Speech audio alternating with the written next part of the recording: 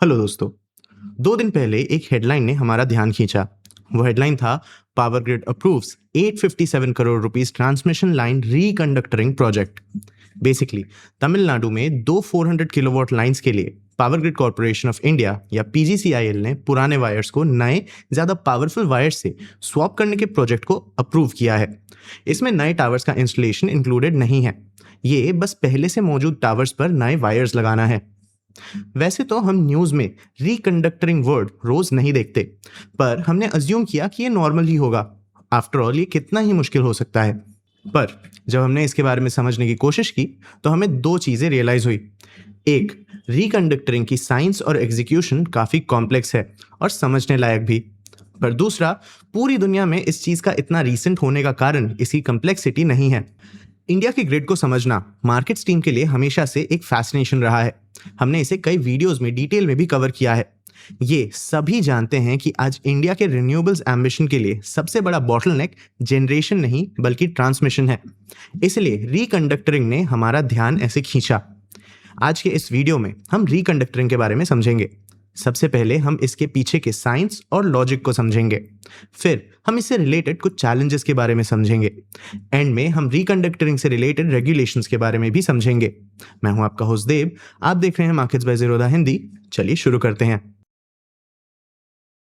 सबसे पहले रिकंडक्टरिंग के साइंस और लॉजिक के बारे में समझते हैं। ये सुनने में काफी सिंपल लग सकता है, पर यह ऐसा है नहीं। देखो, इंडिया के हाई वोल्टेज टावर्स पर लगे हुए स्टैंडर्ड कंडक्टर्स को ACSR कहते हैं, जिसका मतलब है एल्यूमिनियम कंडक्टर स्टील रीइंफोर्स्ड। यहाँ एल्यूमिनियम वायर्स को एक स्टील कोर के चारों तरफ रैप किया जाता है। एल्यूमिनियम इलेक्ट्रिक वर्क करता है क्योंकि ये बाकी ज्यादातर मटेरियल्स के मुकाबले इकोनॉमिकली वायबल स्केल पर इलेक्ट्रिसिटी को बेहतर कंडक्ट करता है। स्टील कोर वायर को पकड़ कर रखने में मदद करता है, जिससे वो टावर्स के बीच कई 100 मीटर्स तक टाइट रहता है। अब जब किसी वायर से करंट पास होता है तो उसका कुछ हिस्सा नेचुरली हीट जैसे वेस्ट हो जाता है, और ये नॉर्मल भी है। पर ये हीट बदले में एल्यूमिनियम को जल्दी एक्सपैंड करता है। इससे वायर लंबा हो जाता है, और दो फिक्स टावर्स के बीच एक लंबे वायर का मतलब सिर्फ एक ही चीज है, ये ढीला होकर लटक जाता है या सैग हो जाता है। अगर वायर ग्राउंड के या पास के पेड़ों के ज्यादा पास पहुंच जाए तो ये शॉर्ट सर्किट्स या उससे भी बुरा वाइल्ड फायर्स बना सकता है। इंडिया में सैगिंग पावर लाइंस की वजह से फार्म्स में आग लग चुकी है और जंगलों में जानवर इलेक्ट्रोक्यूट भी हुए हैं। अब स्टील हीट के अंदर उतना ज्यादा नहीं फैलता, कुछ हद तक इसीलिए इसे कोर जैसे यूज भी किया जाता है, क्योंकि ये सैगिंग के अगेंस्ट सपोर्ट प्रोवाइड करता है। पर स्टील की इलेक्ट्रिकल कंडक्टिविटी एल्यूमिनियम से कम होती है, जिसका मतलब है कि कुछ करंट कोर से लीक हो जाता है और वैसे भी हीट जैसे ही वेस्ट हो जाता है। ट्रेडिशनल ACSR डिजाइन की एक और लिमिटेशन भी है। इसके एल्यूमिनियम वायर्स गोल होते हैं, तो जब आप गोल वायर्स को एक कोर के चारों तरफ पैक करते हैं तो आपको उनके बीच के छोटे एयर गैप्स भी मिलते हैं। एयर इलेक्ट्रिसिटी कंडक्ट नहीं करता, वो गैप्स डेड स्पेस होते हैं जो करंट कैरी कर सकते थे। सैगिंग के डेंजरस लेवल्स को रोकने के लिए यूटिलिटीज कई बार वायर से फ्लो होने वाले करंट को लिमिट भी कर देती हैं। तो एक लाइन जो थ्योरेटिकली काफी ज्यादा पावर कैरी कर सकती थी, उसे सेफ थर्मल या हीट लिमिट्स में रखने के लिए जानबूझकर कम किया जाता है। इंडिया के पूरे ग्रिड में कैपेसिटी का एक जरूरी हिस्सा ऐसे ही यूज नहीं हो पाता। और यहाँ हाई टेम्परेचर लो सैग या HTLS कंडक्टर्स आते हैं। ये ट्रेडिशनल लाइंस की सैगिंग प्रॉब्लम के बिना काफी हायर टेम्परेचर्स को हैंडल करते हैं। वायर स्ट्रक्चर में आने वाले चेंजेस भी काफी जरूरी हैं। पहला चेंज, स्टील कोर को कार्बन फाइबर कंपोजिट से रिप्लेस करता है। कार्बन फाइबर स्टील के मुकाबले हल्का और स्ट्रॉन्ग दोनों है, और इसका टेंसाइल स्ट्रेंथ मतलब बिना टूटे खींचने की कैपेसिटी भी लगभग डबल है। सबसे जरूरी बात यह है कि जब ये गर्म होता है तो ये बहुत कम एक्सपैंड होता है। जहां steel cored wire 100 degree Celsius पर बहुत सैग कर सकता है, वहां carbon fibre cored wire 200 degree Celsius पर भी स्टेबल रहता है। दूसरा चेंज ये है कि राउंड एल्यूमिनियम वायर्स को ट्रैपेजॉइडल वायर से रिप्लेस किया जाता है। शेप में ये चेंज किसी भी दो राउंड वायर्स के बीच पहले से मौजूद हर एयर गैप को खत्म कर देता है, जबकि सेम एरिया में ज्यादा कंडक्टिव एल्यूमिनियम को भी फिट करता है। ज्यादा एल्यूमिनियम का मतलब है कि इलेक्ट्रिसिटी की बेहतर कंडक्टिविटी होती है। तो ना सिर्फ ये अपग्रेड सैग इशू को ठीक करता है, बल्कि ये फंडामेंटली एक बेहतर वायर भी है। एक HTLS कंडक्टर सेम डायमीटर के ACSR कंडक्टर के मुकाबले लगभग डबल करंट कैरी कर सकता है। ये एक्स्ट्रा कैपेसिटी है जो आप नए टावर्स बिना बनाए पा सकते हैं, जिन्हें लैंड और एनवायरमेंटल क्लियरेंसेस की जरूरत होती है। और ये रिकंडक्टरिंग का सबसे बड़ा सेलिंग पॉइंट है। ग्रिड को उसके स्ट्रेसेस से रिलीव करने के लिए ये सबसे क्विक फिक्स है। इंडिया में एक नई ट्रांसमिशन लाइन बनाने में planning, land acquisition, environmental approval और लिटिगेशन को फैक्टर इन करने के बाद 5 से 15 साल लग सकते हैं, पर रिकंडक्टरिंग 1.5 से 3 साल में ही किया जा सकता है। लेकिन रिलेटिवली काफी तेज होने के बावजूद एब्सोल्यूट टर्म्स में रिकंडक्टरिंग उतना इजी नहीं है। एक भी वायर को टच करने से पहले इंजीनियर्स डिटेल्ड सिस्टम मॉडलिंग चलाते हैं ताकि ये इंश्योर किया जा सके कि अपग्रेडेड लाइंस ब्रॉडर ग्रिड को डीस्टेबलाइज ना कर दे। आखिरकार एक ट्रांसमिशन नेटवर्क सिर्फ वायर्स नहीं होता।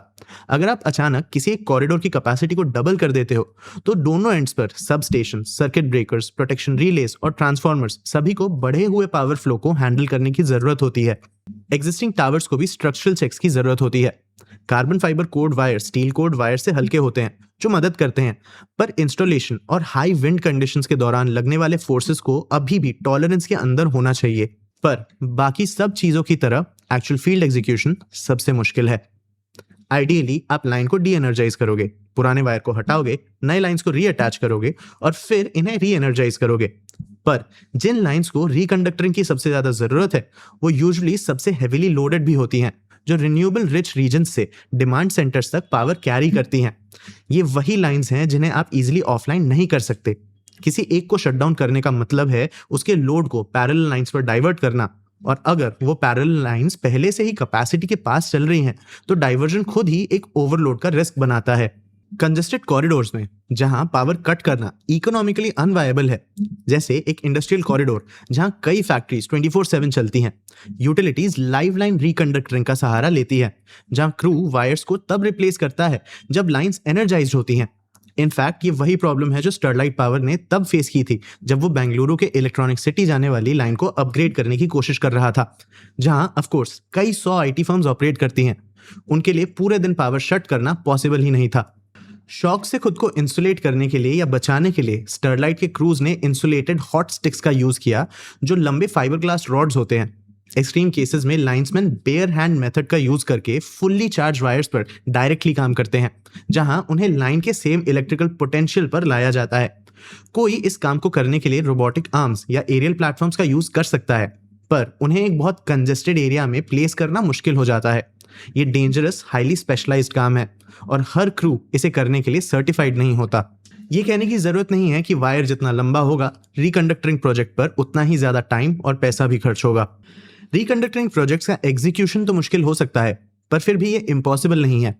इसीलिए एक सवाल ये आता है कि हमने अभी तक इस सिंपल फिक्स को ज्यादा स्केल पर क्यों नहीं अपनाया है।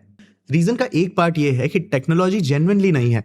ट्रांसमिशन कंडक्टर्स के लिए कार्बन फाइबर कंपोजिट कोर्स हाल ही में कमर्शियली अवेलेबल हुए हैं।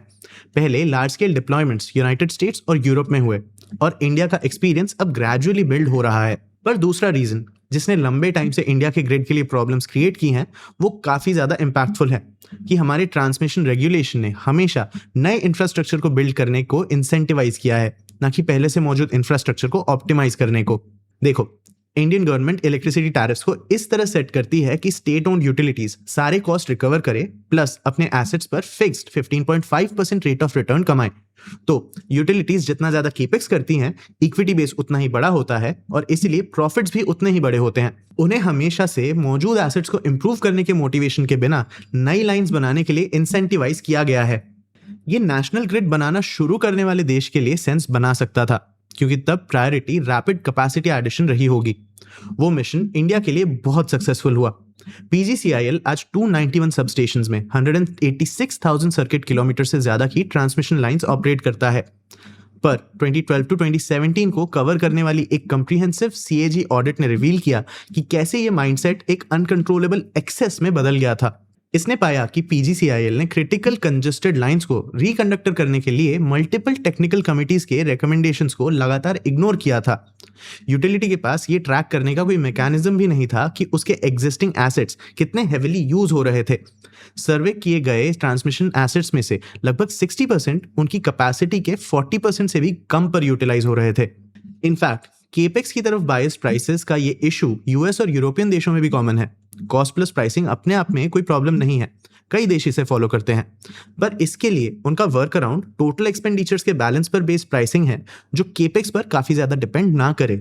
जिस चीज ने इस सिचुएशन में हेल्प की है वो है पावर प्राइसिंग के कुछ सेगमेंट्स में कंपटीशन का इंट्रोडक्शन। पर जैसा कि हम अब देखेंगे, इंडिया में रिकंडक्टरिंग वहां भी एक प्रॉब्लम फेस करता है।